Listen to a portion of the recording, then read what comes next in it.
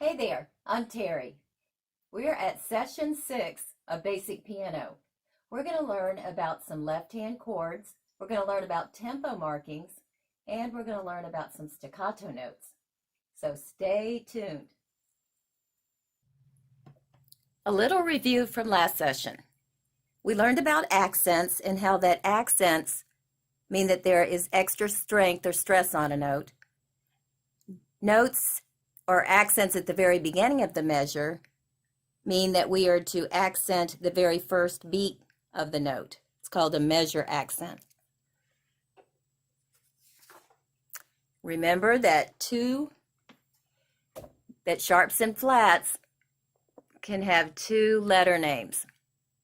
Now I'm going to point out that C sharp and D flat are the same key, not the same note.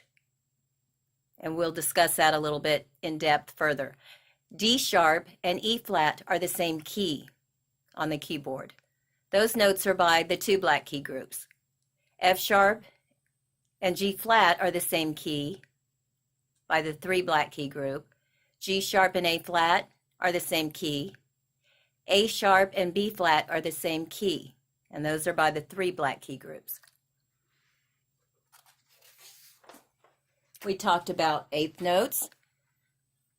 We learned that eighth notes can be single by themselves and they have a flag. There can be two eighth notes together. And we learned that there can be four eighth notes together. Okay, and they are counted in different ways. Timing is very important in piano and in music in general. If I were to count the two eighth notes, I would clap one and. Okay. So together those two eighth notes get one beat.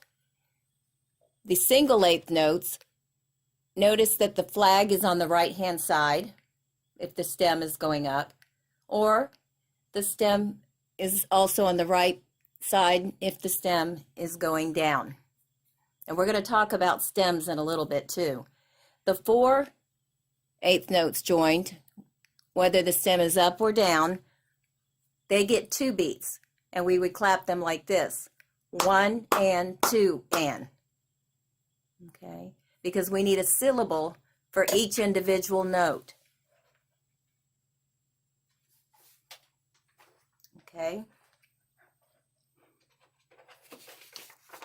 We talked about notes and rests a little more in depth. This is the whole note, whole rest, half note, half rest, quarter note, quarter rest, eighth note, eighth rest.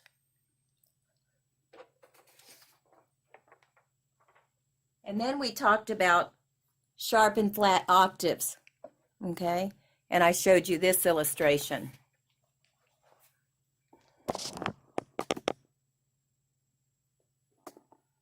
Sharp and flat octaves are very similar to just regular note octaves. You'll just see the sharp sign, which is a tic-tac-toe sign before a sharp note, or you'll see the flat sign, which is like a little B, small b, before the note if it's a flat.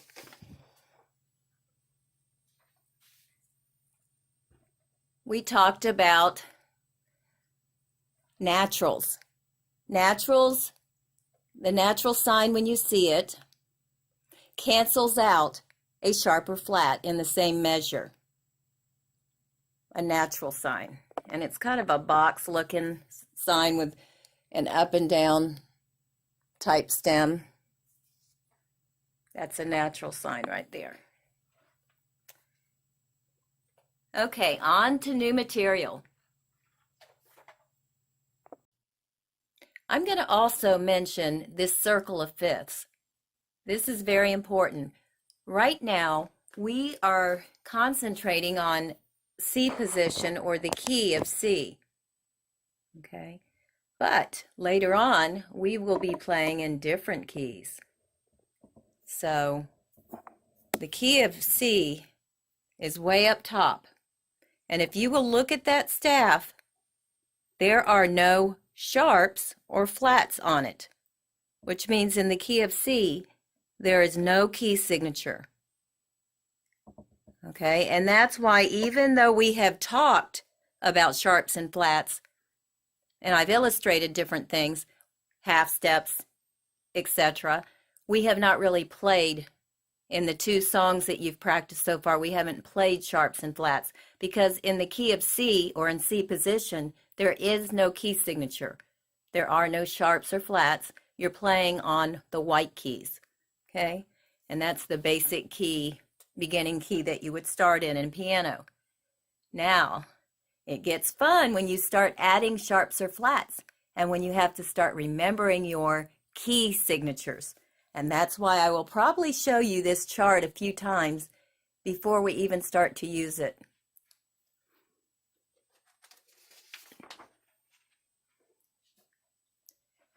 All right, now we're going to talk about stems on the notes. Now, stems sometimes go up. You know, we've talked about quarter notes, half notes, dotted half notes. They have stems. Whole notes don't have stems. So we're not talking too much about the whole notes right now. Okay, but I wanted to show you this. All right, so when a melody is written on the staff, there's a certain way that you need to turn the stem. These are consonant rules. When the note head is above the 3rd line, the stem should go down, and it should go down on the left side, like these notes. Okay? When the note head is below the 3rd line, the stem should go up. When the stem goes up, it looks like this, and it's on the right side. So down stems are on the left side, up stems are on the right side, and you can see that by the illustration. Now, when the note head is on the 3rd line, the stem may go either up or down, whichever way looks better. And if you will look at this illustration, I have a 3rd line stem on this note. I made it go down because the rest of the notes around it have down stems and it looks more attractive. Okay? And there's another one there too. And then these notes over here have up stems. There is a 3rd line note here, or a B. I made that stem go up because it looks more attractive, you know, with the notes that are around it. Okay. All right, we need also to learn that white keys can be sharps or flats. Now that sounds strange, but if you remember, there are no black keys in between those white keys. Okay, so you may have wondered about that. All right, now E and F are right here. Now there's a bunch of writing in there. E and F, the note E is next to the 2 black key group. If you go up to the key that you play that's a half step above E, you will be playing E sharp, which is this key right here. So this is E. Up a half step is E sharp. It's a white key sharp. Now likewise, you know, we know them as E and F, but these are the other names for them. Now also, this is F. If we go down a half step from F to this key, it becomes F flat. So E and E sharp, F and F and F flat. The same with the 3 black key group notes. We normally call these notes B and C, but this is B. If we go up a half step, this becomes B sharp. This is C. If we go down a half step, this becomes C flat. Very important.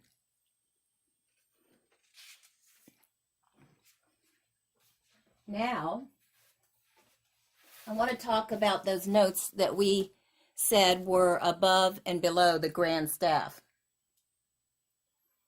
Okay, let me get a clearer view for you.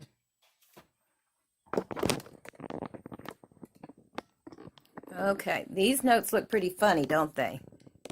Guess what? On top of all those beginning notes you learned, you get to learn these notes. Lots of fun.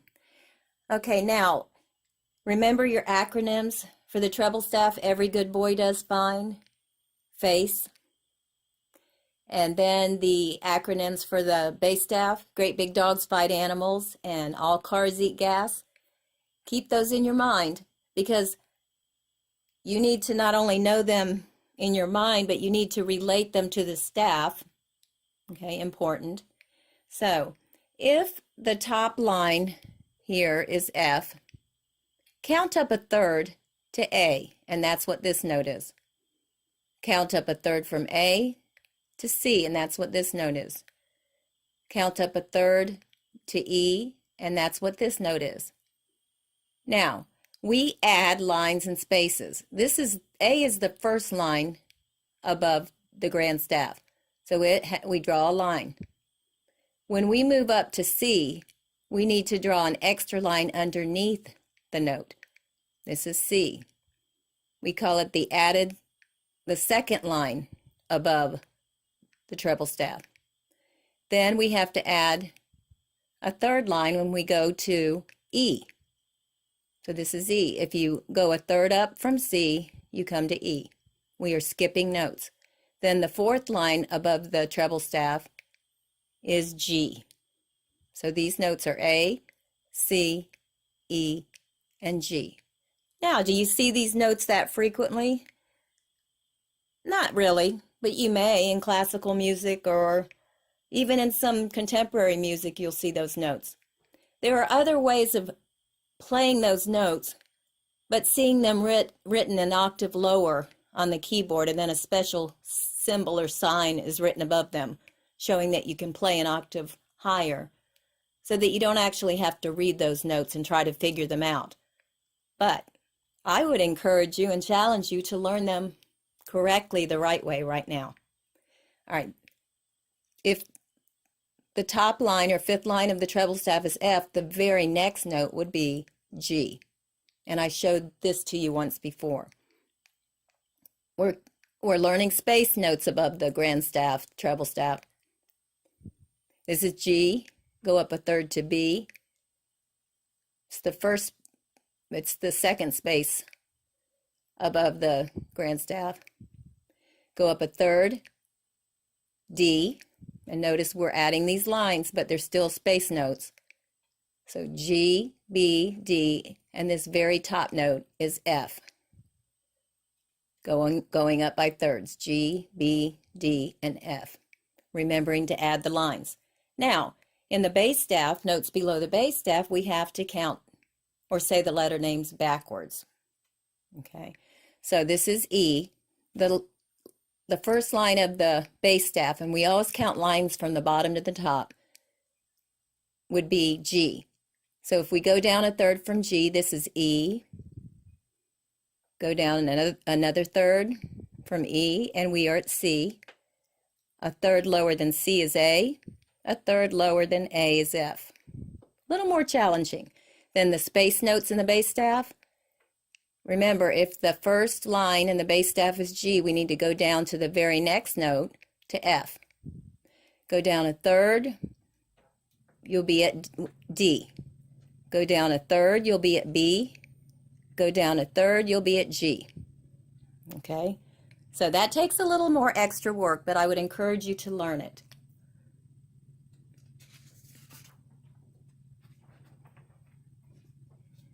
All right, this is more about rhythm.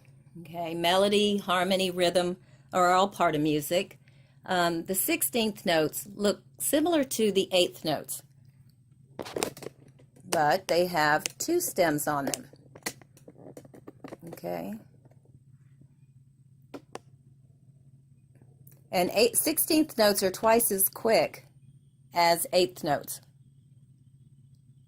Okay, so I just wanted to kind of show you a picture of it.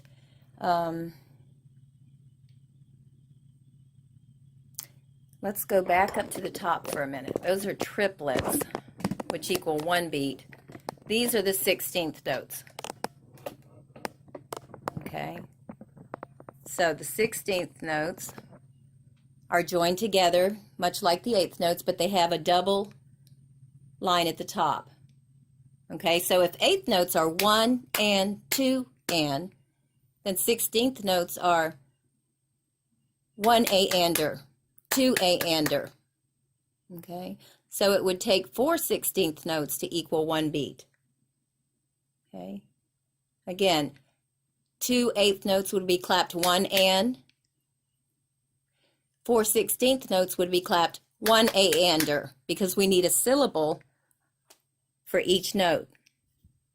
Okay, now it's a little bit crooked, but if you look down there, you can see that sometimes you have an 8th note joined by 2 16th notes. That's another thing you might see, and this is an example of that.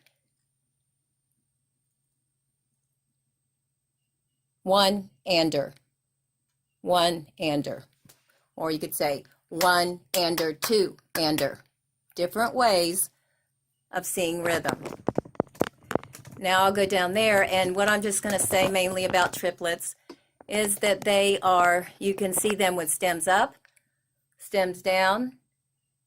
You can see 8th note triplets. You can see 16th note triplets. Okay. An 8th note triplet is equal to 1 beat. A quarter note triplet is equal to a half beat, a half note, or 2 beats. A 16th note triplet is equal to 1/8 note. So these are the different rhythms you'll see with triplets and with joined 8th and 16th notes.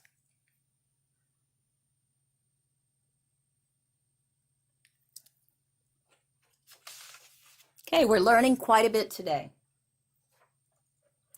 Okay, we talked about Cristofori and how he invented the piano. Okay, and that's what this is about. Okay. And mainly what I want to say about that is the piano kind of went through different names. It had been called the forte piano and the piano forte.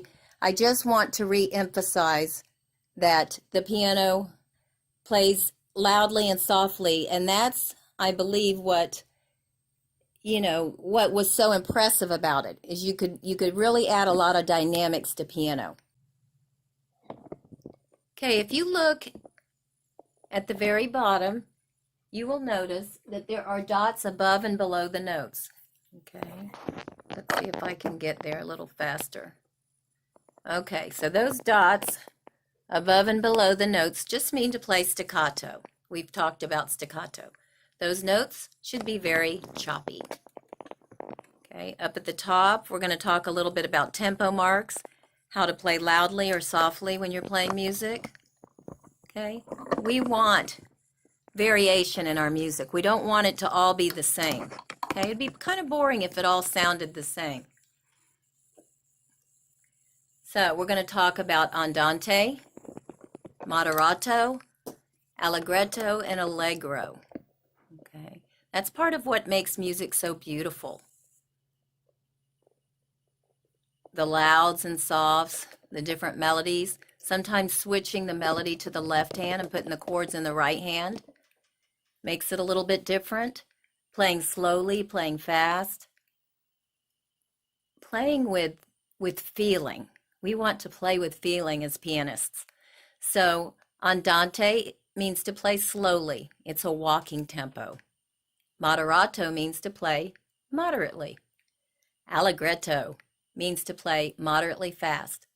Allegro means to play fast. So we want to hear variety in our music.